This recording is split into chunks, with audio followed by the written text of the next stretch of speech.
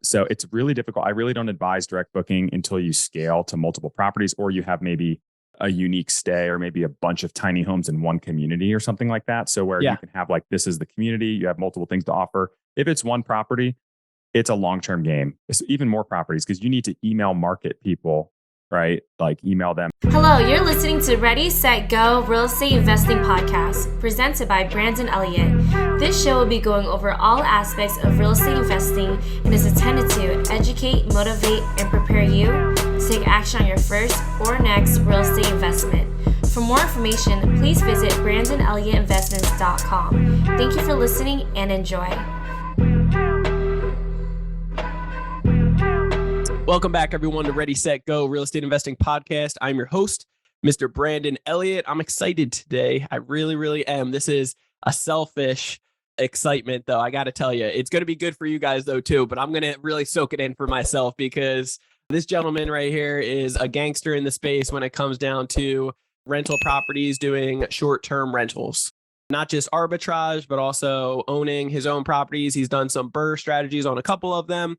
And with only, a handful of the two handfuls, I guess, of properties under his belt, he's been able to produce 500,000 plus net profits per year to be able to really make a dent in his finances, of course, which is always good for him and his family. But also, I'm a firm believer that once you get the education yourself and you're really succeeding, the analogy of put on your mask first when the airplane starts going down and then start helping out, your kids or the people next to you. This guy did exactly the same thing. And he started really making an impact in a huge way with a big community now, helping out ridiculous amount of people, did over $1 million in his first year, putting out his short-term rental course online, video course, and is projected to do like 5 to 8x that this year. So it's really exciting the impact that makes, right? It's always good and it feels very well making an impact in your home, right? Makes the wife feel good, makes the family feel good, your father-in-law and mother-in-law and like everybody like feels good about that. However, there's something special when you can actually make a big indent in thousands of people and then their families, right? That's some special stuff right there. So I'm excited to have Michael on today. What's going on, Michael? How are you? I'm good. Yeah, not too much. Just been living life to the fullest lately. Got a 5-month-old daughter, our first kid. And I guess that's the beauty of real estate and entrepreneurship, but being able to be home every day with my wife and my daughter is amazing. It's a blessing. So yeah, being, like you said, being able to help other people now, it's like my primary focus in addition to growing my portfolio of investments, but just helping other people do the same thing and helping them attain financial freedom and spend time doing what matters most to them. That's what I love about it. I love it, man. For anybody out there that doesn't know more of your story, where you're from, what you're up to, what you're doing, do you mind just giving that 30,000 foot view? Yeah, for sure. Just to give you a little background, I grew up in North Carolina, was an athlete, played baseball through college. Got a business degree, didn't really know what I wanted to do with it. I was actually hoping to play professionally in baseball. That didn't pan out. So at that point in time, I just actually had a redshirt option to go back. I was injured 1 year and I couldn't get a job after having a finance degree from Elon University. And I was looking like part-time internships and other stuff. And I ended up working at Dunkin' Donuts. It was the only group that would hire me. And I was like, all right, I'm just gonna go back for a 5th year. Went back for that year, got an entry-level sales job, making $35,000 a year, cold calling 100 people a day. No idea what I was selling. I very quickly found out what the rat race was. Surrounded by a bunch of like hungry people, like great people, family oriented, but they were just grinding every day to move up in the corporate world, make that extra dollar, and then get the new quota the next year, then rinse and repeat. And I was like, man, this is a crazy cycle. So I very quickly hated to work for someone else. And that's when I got my first taste of that and decided I was like, I need to figure out something else. Like, what is passive income? I heard people talk about that. Started diving into podcasts, YouTube's, books. In the meantime, I did focus on my income, right? 35K a year. I learned also quickly, you're not going to save your way to financial freedom or wealth. So I had to boost my income. I side hustled, worked at a winery on the weekends, got to an inside sales role, another inside sales role, outside sales, increased my income, didn't, increase my expenses very much. So I was able to save up and invest in my first property. So that first job was in 2016. My wife and I got our first short-term rental in Nashville, Tennessee when we were 26, 27 years old at the end of 2019. And then after we got that first property, I saw like by the third month, we were scheduled to cash flow net, right? After all expenses and mortgage, like $7,000 on one place.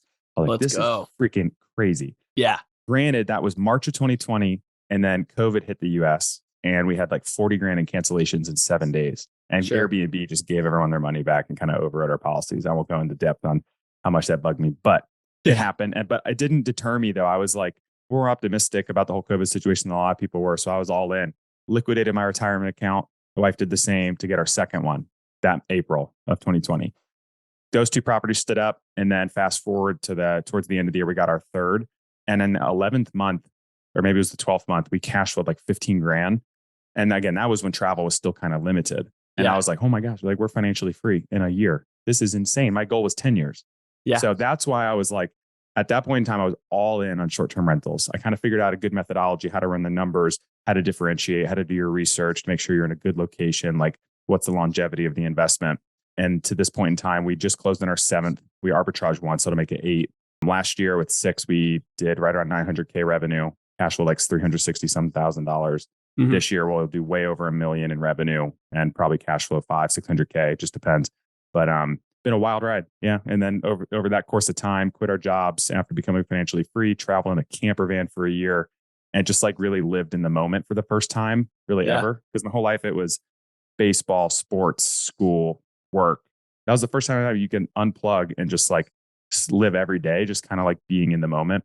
Yeah. And that feeling I want everyone to experience. Like it's so wild. But yeah, ever since then, we just have never looked back and have been pedal to the metal. I love it. And that was just you and your wife being able to, bond together and travel the United States and just have fun, right? That's right. That was before we had our daughter. So that was kind of our goal, is to travel. Yep. We travel internationally a little bit prior to. My wife is very well traveled and she did a lot of study abroad in college. She's been to like 26 countries. Nice. Gave me the travel bug, but I always wanted to see the rest of the US. I'd never been really out west a ton. So, we hit like 20 plus national parks, spent 6 months really off grid.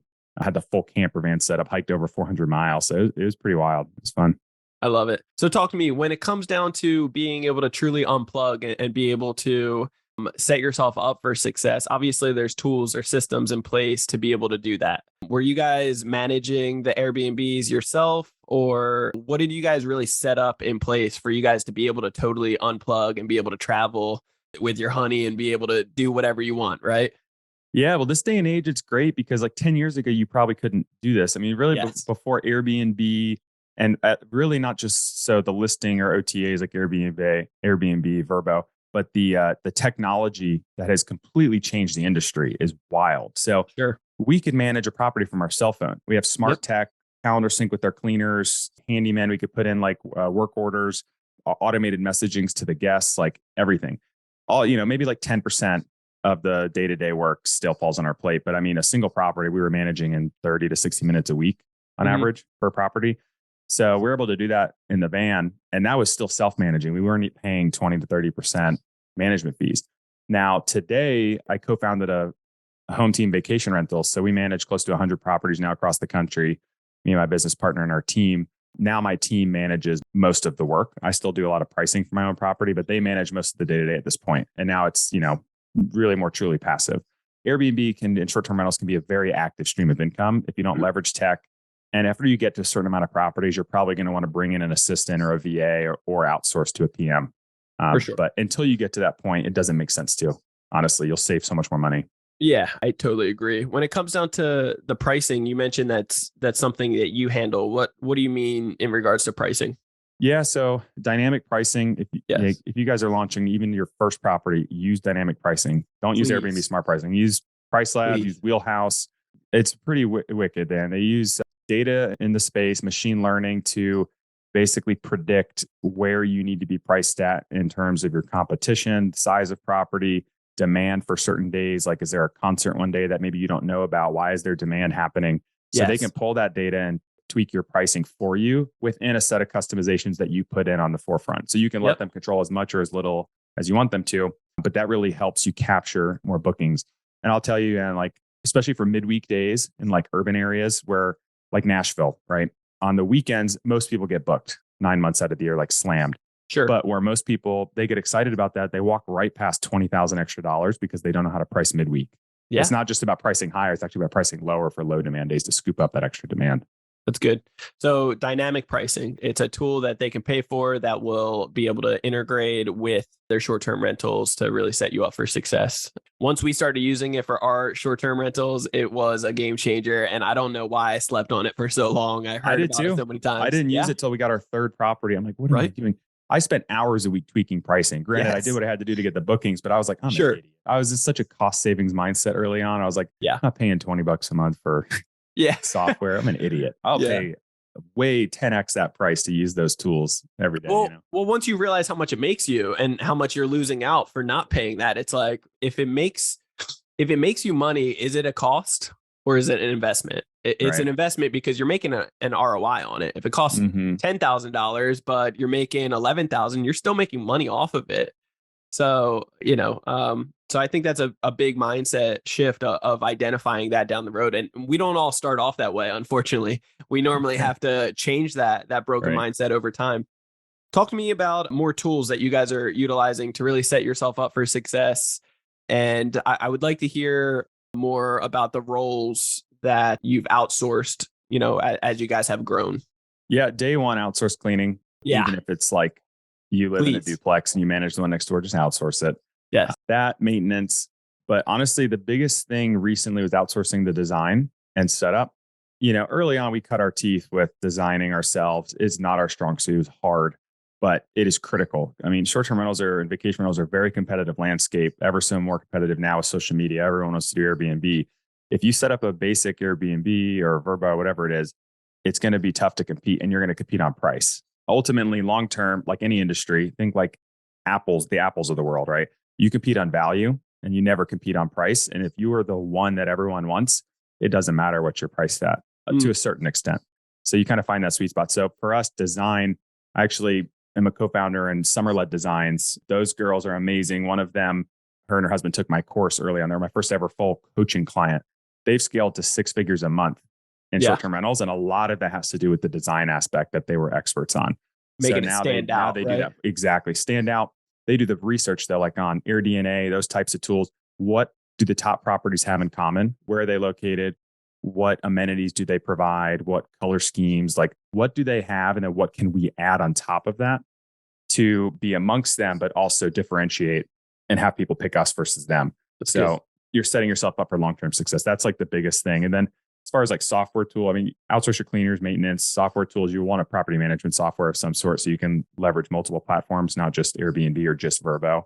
And that'll like cross-pollinate your calendars so you don't have to worry about getting double booked. And it'll keep all your messaging from one place and automate that as well. What do you guys use for keeping track of that? We used Guesty for hosts. It used to be Your Porter. And then we transitioned to Guesty for pros for our management company. And we're transitioning to actually using Track or Atlas. Track PMS, I think, is what their actual PMS is called.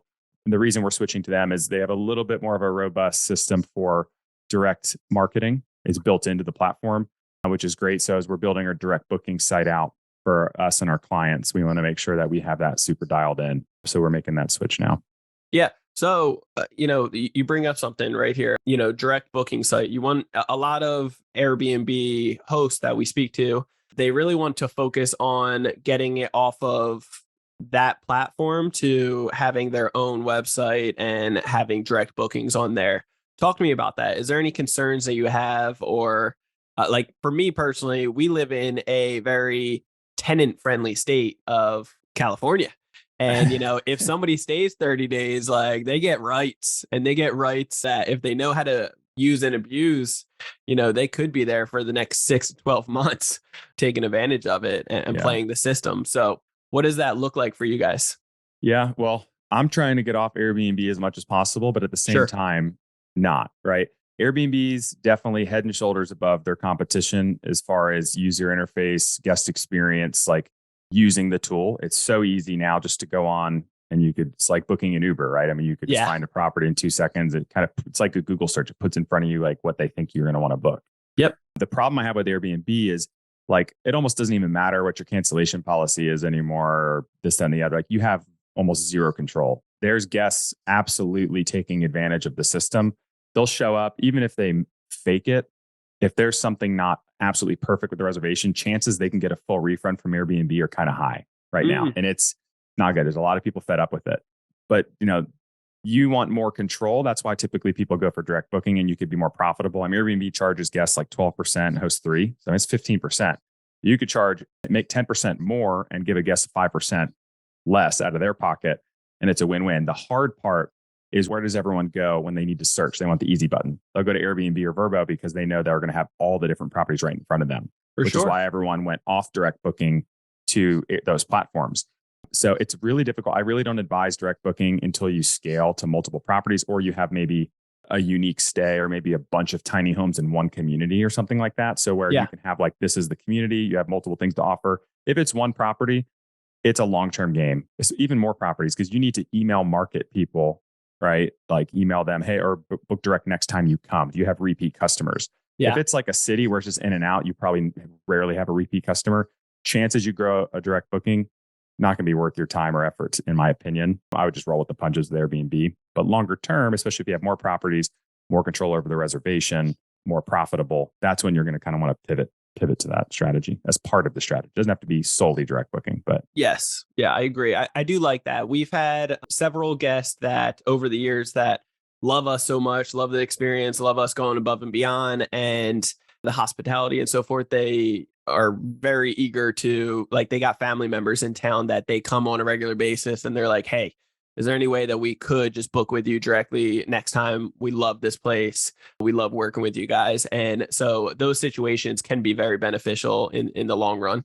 When it comes down to, capturing their information, are you using any tools to be able to capture like email, phone number, and so forth? Yeah, there's a couple different ones out there. We're leaning toward doing something like StayFi, where it's more or less a router that you plug in. So it's basically like a gateway, just like you would go to in a hotel or a Starbucks or something. And if you want to access the free Wi-Fi, every single guest has to put in their email, and who's not going to want your the data. Wi-Fi.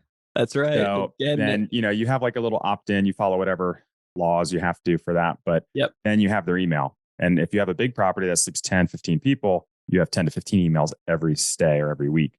So that quickly racks up into the thousands. If you have 100 properties under management, that's why it's powerful for a management company, because then you could market direct to tens of thousands of people. That's good. The other way you could do is like Hostfully digital guidebooks, which I also use. You can have them have to enter in their email or contact info to access the guidebook, which has the check-in instructions and all that in it, how to get in the house.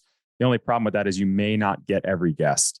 If they distribute the guidebook to all the people in their group, which some people will, then you might get all their emails, but maybe not. And there's a couple other ways you can collect emails, but those are probably the two ones that I would suggest focusing on. That's good. I never actually thought about that. So basically have a folder, either a Google Drive or something, that they have to fill out a form first to be able to give their info so that we can capture it. Yeah. Well, StayFi does it for you. StayFi does it for you, and then Hostfully does it for you too. So it basically, you just export their emails. I don't know where it's actually they keep it, but you can collect it right then and there, and then you could just import it into whatever you want to use, MailChimp, ActiveCampaign, if you're doing some type of email marketing. Sure. Love it. Talk to me about cleaners for a second. This is a big problem that a lot of people run into, and finding, quality systems in place to be able to double check the cleaners and hold a certain accountability level, right? And so people aren't cutting corners, and because it all goes downhill here. If the cleaning isn't good, somebody shows up and it's filthy or something, they start finding things, they're going to nitpick. It can really be a pain. So what does that look like for you guys? Yeah, finding good cleaners is definitely challenging, but when you do find them, like, don't be picky on price. Like, just pay them. We try and overpay cleaners, tip them if they do a great job, a lot of 5-star reviews. Don't hold on to cleaners if there's you give them like a 2 or 3 strike system. If it's consistent, guests are complaining and it's an actual issue, then just move on, because nothing will be more detrimental to your listing and your refunds or unreasonable refunds that Airbnb just pulls from your account if it's not cleanly. I've even had guests get on their hands and knees and look under TV stands before and say, there's dust under here. Like, this is disgusting. And I'm like, it's kind of like, really, I get it. Maybe that wasn't perfect that one time, but you're really getting picky here. I've had somebody send a picture of a piece of dust next to the broom we leave out for guests. And it's like, oh, the whole house is filthy all of a sudden, So that it's unfortunate that some people go to that extreme as a guest. For me, it wouldn't bother me if it's like a little dusty here, like, okay, whatever. It's kind of expected. It's a house. But yeah, you definitely need to hold your cleaners accountable. Scheduling is the biggest thing. So use Turno. It used to be called Turnover B&B or Resort Cleaning. There's a couple other ones out there. Those are probably the two biggest ones in the US at least.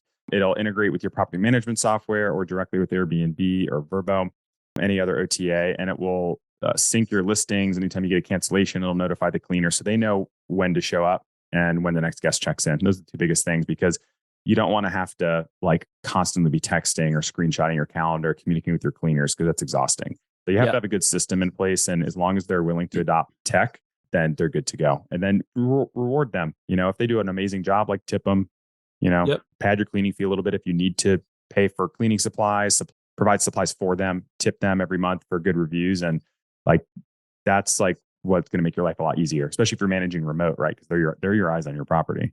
Sure. Yeah. And so what we do is we'll charge the guest about $150 out here. That's the going rate for San Diego, but I believe our cleaners are right around the 80 to 100 mark.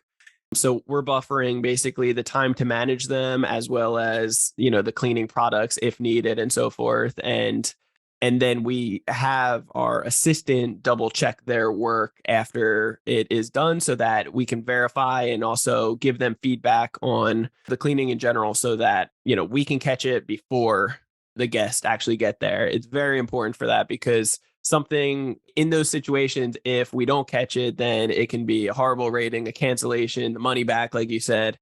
And what's really unique, you mentioned Airbnb's policy and so forth to be able to get their money back in some cases. It is getting crazy. We just got hit with one the other day that this guest got really creative. We haven't seen this before, that there was a way that they didn't want to stay anymore, but our cancellation policy is there's no refund within the last 5 days, I believe, something like that. So therefore, or up to 50%. They wanted the full amount and we weren't willing to do that. So they ended up saying that they were going to stay, but then they really wanted to extend it out. So they asked to change it to extend it out, I guess, a week or two so that they could stay in a couple weeks. And they started noticing, my team started noticing that they would be able to cancel then and get the full refund back then. So really, they know what they're doing. They know what they're doing. Incredible stuff. And I was like, wow, this is creative strategies. Yeah. But you got to be on the lookout and identify when somebody's, trying to maneuver around here. Talk to me when it comes down to maintenance. How do you guys deal with kind of SOPs or anything when it comes down to maintenance? Yeah, it's different in each market. Sure. Like in Nashville, we use a service called Men-B&B, and they're pretty good for the most part. We could submit a ticket on their portal, and then they actually source the handyman or tech to go out and address the problem. Cool. And then they just invoice us, and there's like a small subscription fee each month for that on top of it, kind of like as a retainer. In other areas, it's, more or less we fly by the seat of our pants, or we'll have a dedicated handyman or two for certain things. But as issues arise, we'll just kind of pivot and fix. But now my team handles that. So if like, for example, we have a leaky roof right now on one of ours, and it's like going to fix that, put a tarp over it, at least until we can get a roofer out there. So, sure. You just kind of roll with the punches.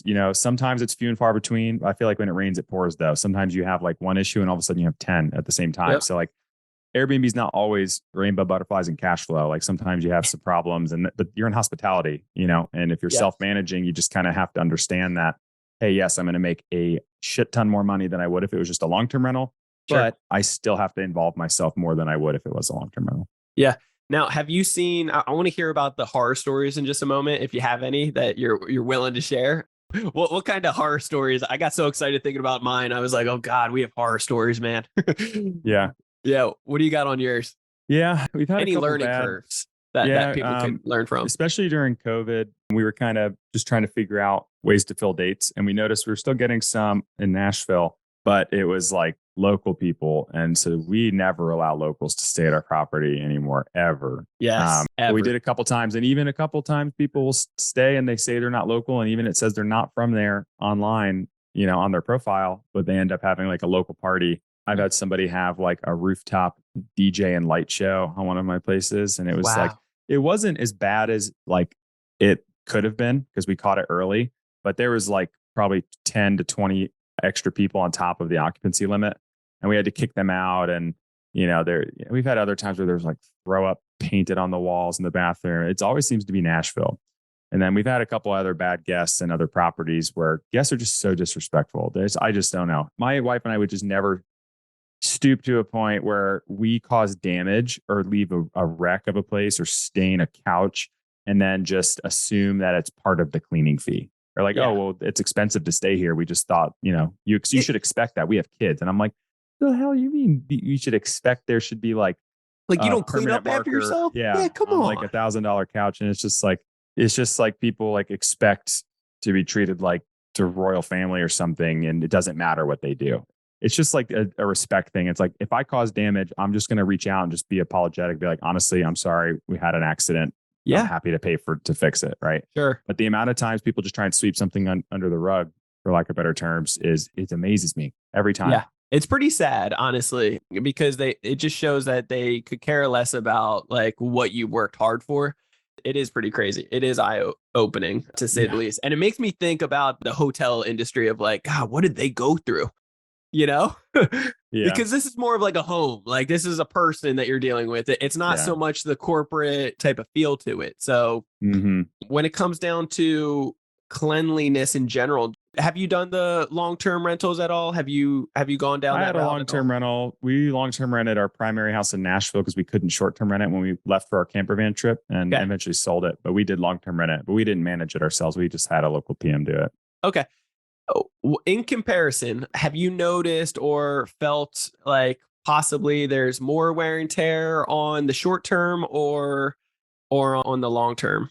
Probably hard to say. You probably had one good tenant, right? Honestly, so we had a realtor go list our property that was a long-term rental, and there's just 3 normal dudes, like very respectful.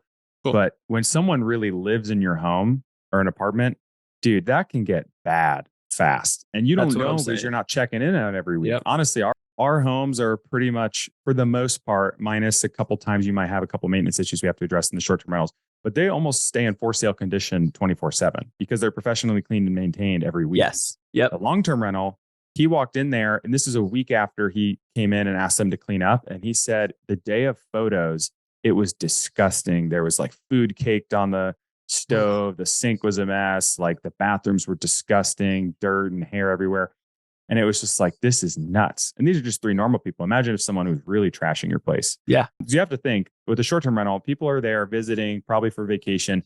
More than likely, they're not staying at the house that much. Like they might be, but a lot of times they're there to go to the city or go on a hike or go explore. To the beach. Explore. So they're not using the bathroom as much. They're not using the showers as much. They're not using the kitchen as much. So like a lot of the things that ordinary living take a wear and tear on aren't with short-term rentals.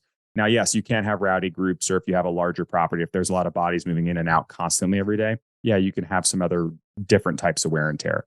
But I will say over the course of a year, I guarantee my property is going to be in better condition as a short-term rental than if I have no idea what it's going to look like after a year of not being in it from a long-term tenant.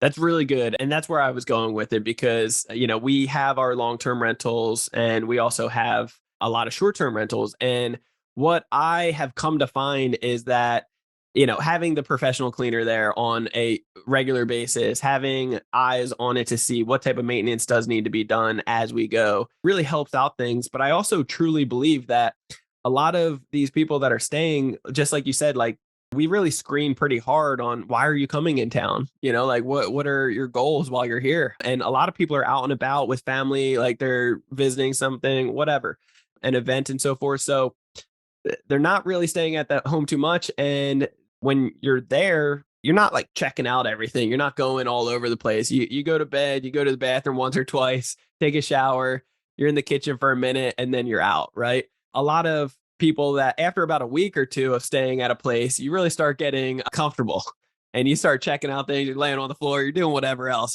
God knows. So then it can really start getting a little bit nastier and more wear and tear on the overall property. I'll share a quick horror story with you. I'm sure you'll be able to appreciate this one. And this, hopefully the listeners really focus on this here, that we don't allow any local guest to stay as well. We've had a couple occasions that they had a good story behind it. Like there was an insurance claim on their property that's getting remodeled. They need a week. That makes sense.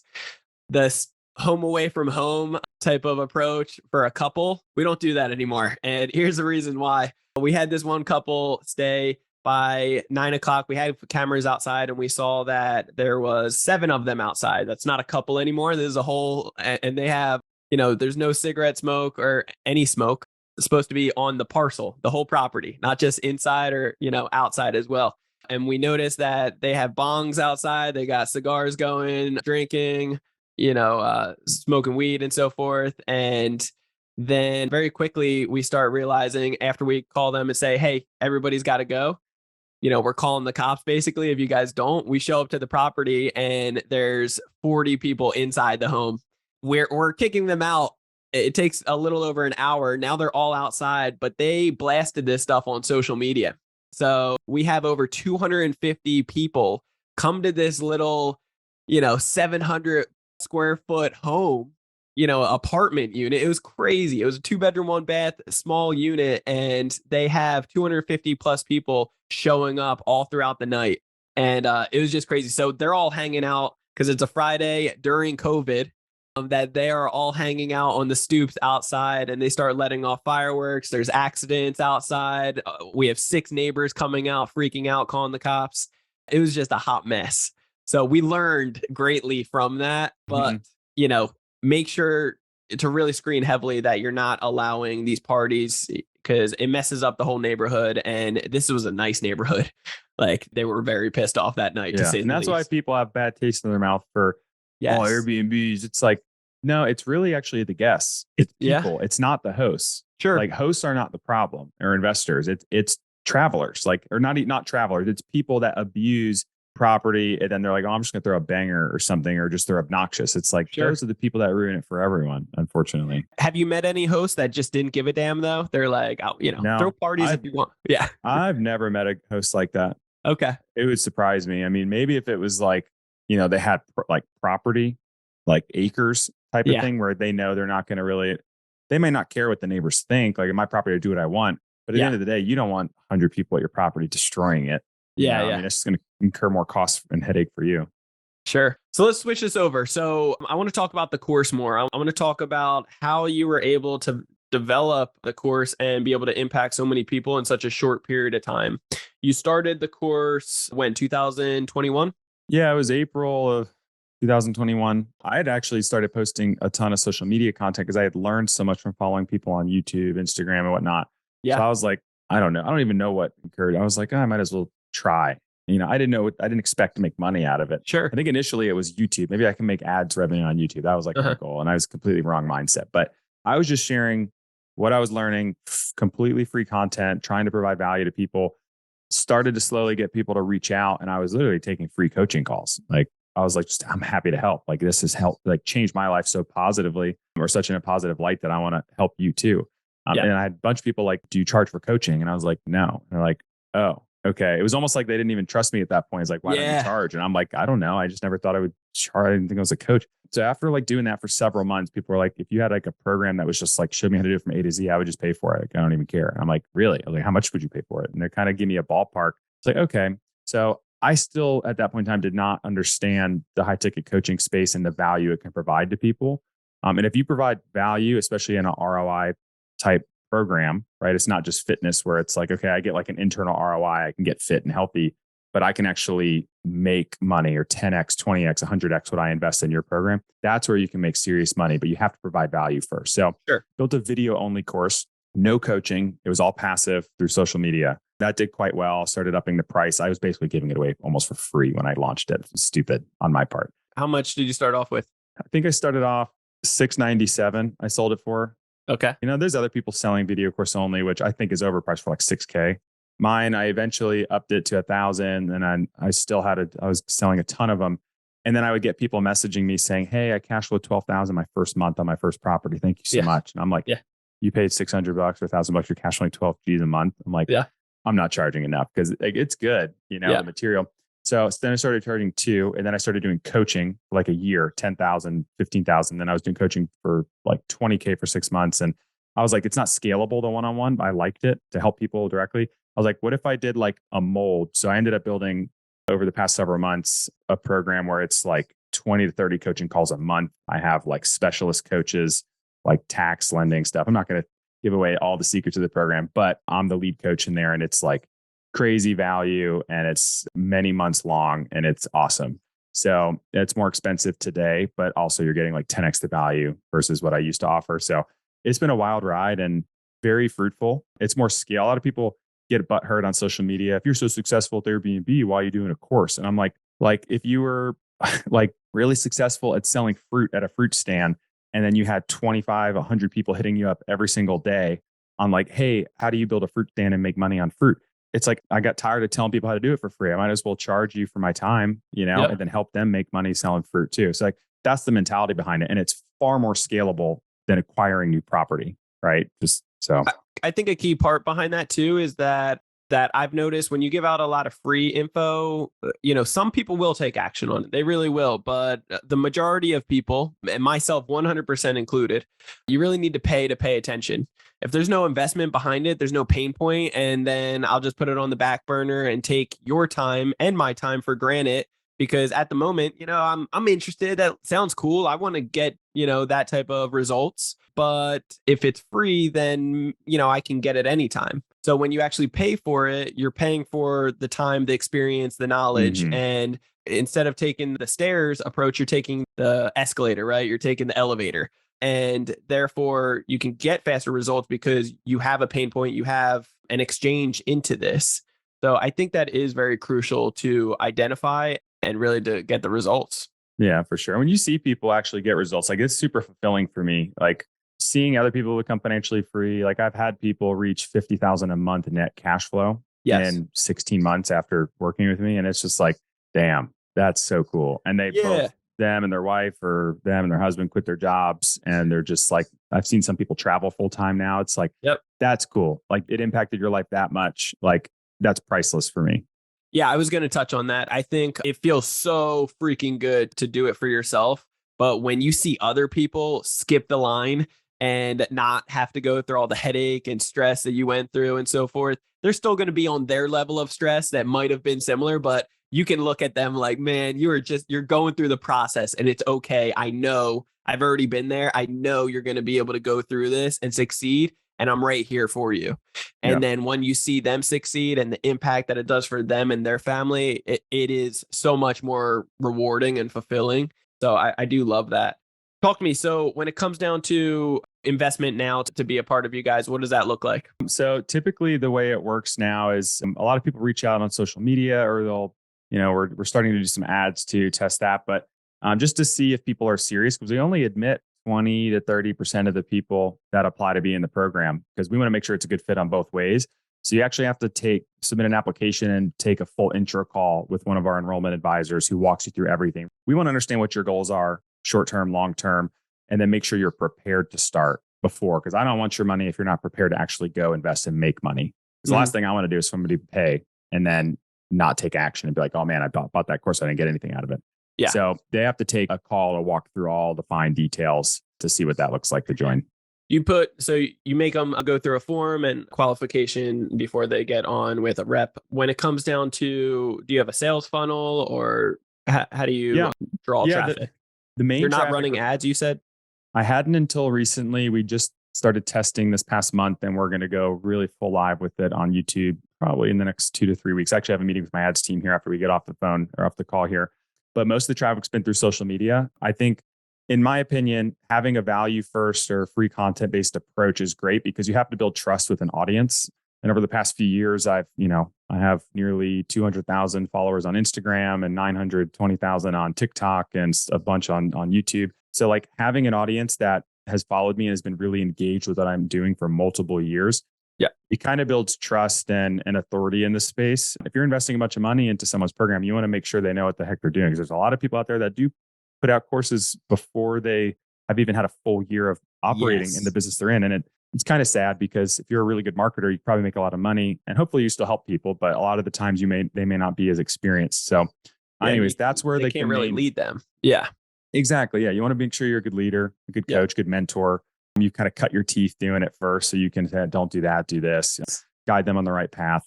So mainly it's social media, a lot through Instagram. is more or less like the funnel traffic, right? I do have a VSL, video sales letter. I think stands for, it's like an intro video to get someone excited, talk about some testimonials or case studies. And then from there, they get qualified into submitting an application and getting on the call with someone on my team. Cool. So that really comes down to not running ads until this point or, recently, and hitting the success levels that you have really comes down to personal branding.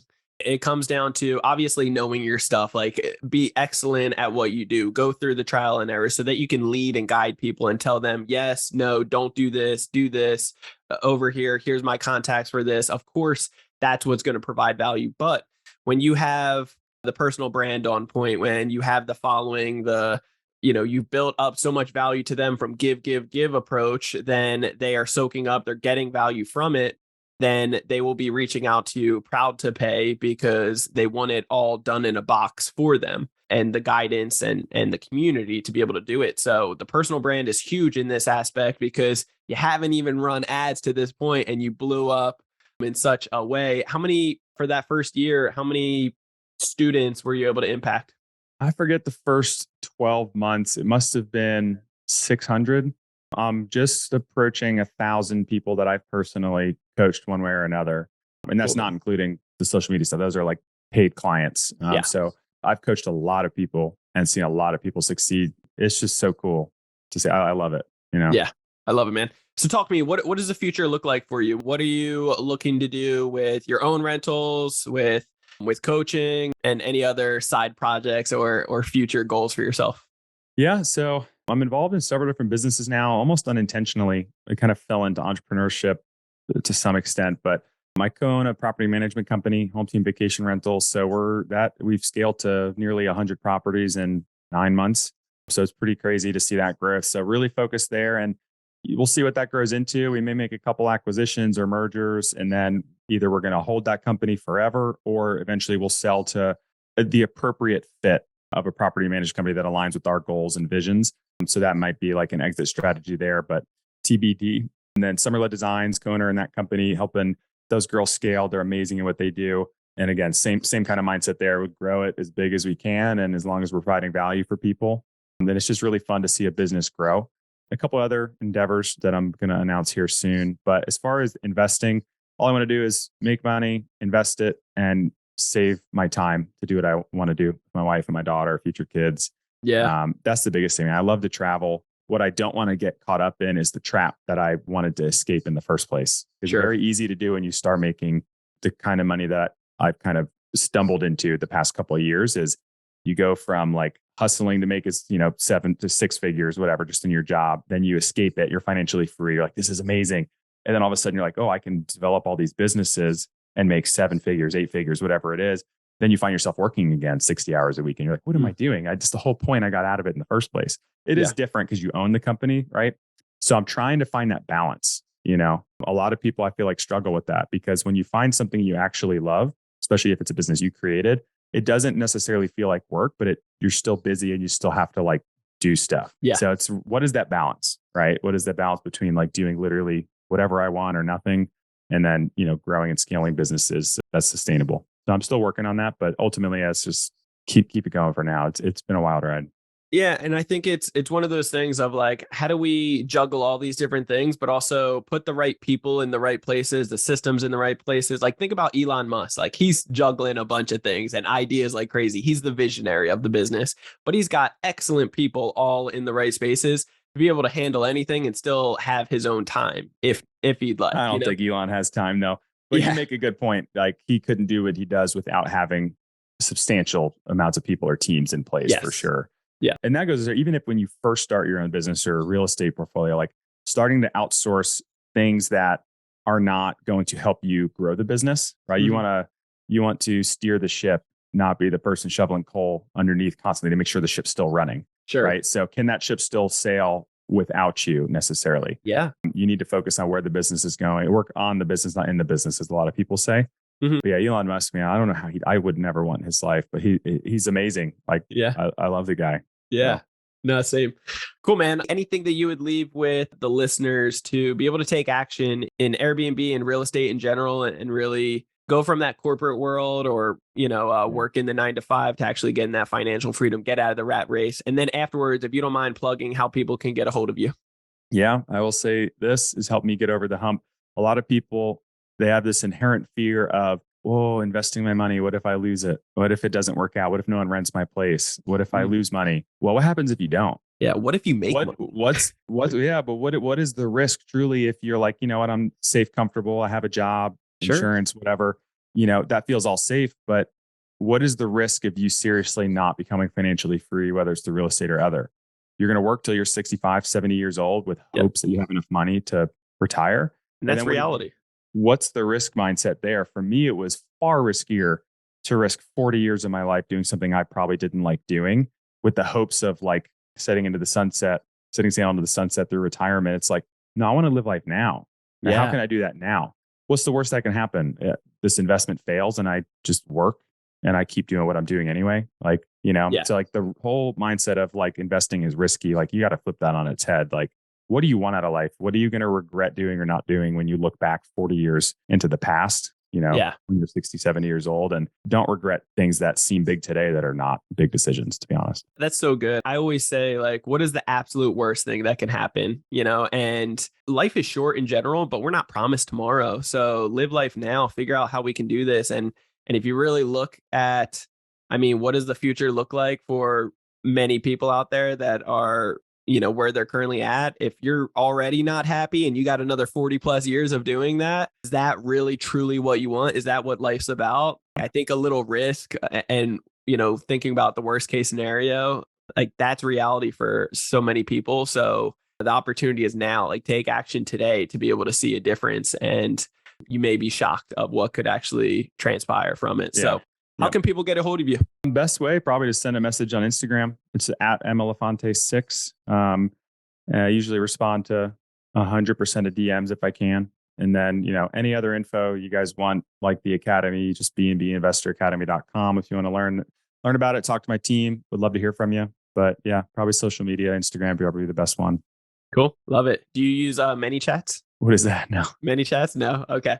It's just a platform that you can hook up with Instagram to be able to handle the thousands of people that are reaching out. Yeah. No, I do have somebody that helps me manage a lot of my incoming DMs and sort through them. But no, I don't. Yeah. Yeah. Oh, yeah. I did it on my own for a long time. And I felt bad for not getting back to people, but like I didn't have the bandwidth. So it's kind of like you got a little girl at home too. What are you going to do now? Yeah. I know. Yeah. So like you said earlier, like the biggest decision I ever made when I transitioned from being a worker to solopreneur investor to an entrepreneur, like that's the hardest leap to make, is feeling like, maybe it's true for some people, like only you could do it the way you want it done. Yeah. But as soon as you let go and let other people manage a lot of the operational stuff, that's when your shit just takes off. Yes. 10x, like overnight. It's crazy. And the only regret I have is not starting sooner investing in real estate and not starting sooner outsourcing operational tasks so I can actually focus on growth, because that's when it'll take off. Everyone's guilty of it for the most part. Yeah. That's so good. Well, Michael, I appreciate your time, bro. Guys, you definitely want to reach out to Michael. He's a wealth of knowledge and can definitely help you out on that journey. If you guys want to get a hold of me, you can always do so on Instagram. It's Brandon Elliott Investments. Otherwise, Facebook.com/Brandon Elliott Investor. If you're really looking to get educated on credit, we are teaching you how to flip the script on the banks. If you are a business owner, then we can teach you how to get up to $500,000 every 6 months at 0% interest.